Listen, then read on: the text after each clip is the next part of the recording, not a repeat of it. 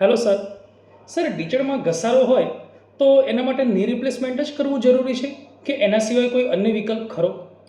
બહુ જ સરસ પ્રશ્ન પૂછ્યો. સૌથી પહેલાં તો મારું ઇન્ટ્રોડક્શન આપું. હું ડૉક્ટર અતિત કાંટાવાલા, જોઈન્ટ રિપ્લેસમેન્ટ અને ઓર્થોપેડિક સર્જન છું આણંદ ઓર્થોપેડિક હોસ્પિટલમાં. છેલ્લા 20 વર્ષથી ની રિપ્લેસમેન્ટના સર્જરી કરું છું. આ પ્રશ્ન બહુ સરસ છે કારણ કે મારે ત્યાં બહુ જ એવા દર્દી આવે છે કે જેની ઉંમર 60 વર્ષથી નાની હોય અને આજકાલ કેવું થાય છે કે દરેક દર્દીની જોડે એક જ ઓપ્શન બાકી રહી ગયું છે. કાં તો માઇક્રોપ્લાસ્ટી કરીએ, કાં તો રોબોટિક જોઈન્ટ રિપ્લેસમેન્ટ કરીએ, કાં તો ટ્રેડિશનલ આપણે જે ની રિપ્લેસમેન્ટ કરતા હોઈએ છીએ એ કરીએ. પણ જો ઉંમર નાની હોય, ઘસારાની શરૂઆત હોય, પગ બેન્ડ થઈ ગયા હોય તો ની રિપ્લેસમેન્ટ સિવાયના પણ ઓપ્શન્સ હવે અવેલેબલ હોય છે.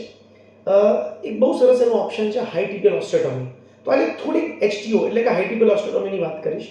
એમાં આપણે શું કરીએ કે આ આપણો ઢીંચણનો સાંધો છે. સાંધાની અંદર એવું માનો કે અહીંયા આગળ ઘસારાની શરૂઆત થઈ ગઈ છે, એના લીધે પગ સ્લાઇટ બેન્ડ થઈ ગયો છે. તો આપણે ઢીંચણના સાંધાને ઓરિજિનલ રાખીએ, એનું નહીં તો માઇક્રોપ્લાસ્ટી, નહીં કે રોબોટિક કે નહીં કે ની રિપ્લેસમેન્ટ, પણ આપણે શું કરીએ કે અહીંયા આગળથી સ્લાઇડ એક નાનકડો ચેકો મૂકી અહીંયા આગળ ઓપન કરી અને આ હાડકું આ લેવલેથી આપણે કટ કરીએ, એક ટાઇટેનિયમની નાની પ્લેટ મૂકીએ અને પગના એંગલને ચેન્જ કરીએ. એનાથી શું થાય કે આપણી બાયોમિકેનિકલ એક્સિસ કે જે ઢીંચણના સેન્ટરમાં જવી જોઈએ, જો એક્સિસ સેન્ટરથી આગી પાછી જતી હોય તો ઘસારાની શરૂઆત થાય અને ઘસારો વધે.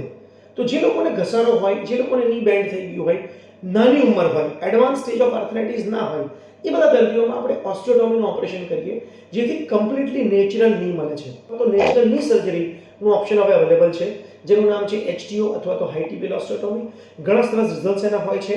આપણે માઇક્રોપ્લાસ્ટી, રોબોટિક્સ અથવા ની રિપ્લેસમેન્ટ કરવાની જરૂર પણ ના પડે.